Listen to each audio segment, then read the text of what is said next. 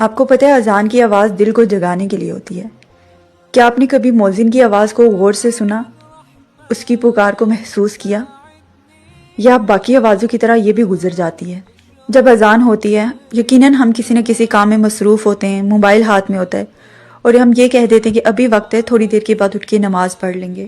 آپ کو پتہ ہے ہم کسی انسان کے نہیں بلکہ اللہ کے بلاوے کو نظر انداز کر رہے ہوتے ہیں۔ اذان صرف اس بات کا اعلان نہیں ہے کہ نماز کا وقت ہو گیا، اذان کا مطلب ہے کہ اللہ آپ کو اپنی طرف بلا رہے ہیں۔ آپ کو آپ کی کمزوریوں کے ساتھ، آپ کی تھکن کے ساتھ، آپ کے ٹوٹے دل کے ساتھ اللہ آپ کو انویٹیشن دے رہے ہیں۔ رسول اللہ صلی اللہ علیہ وسلم نے فرمایا جب اذان دی جاتی ہے تو شیطان پیٹ پھیر کر بھاگ جاتا ہے۔ تو ذرا سوچئے جو آواز شیطان کو بھگا دے، اگر ہم اس آواز سے منہ موڑ لیں تو ہمارے دل میں سکون کیسے ٹھہرے گا؟ اذان میں کہا جاتا ہے حی علی الصلاۃ، یعنی آؤ نماز کی طرف۔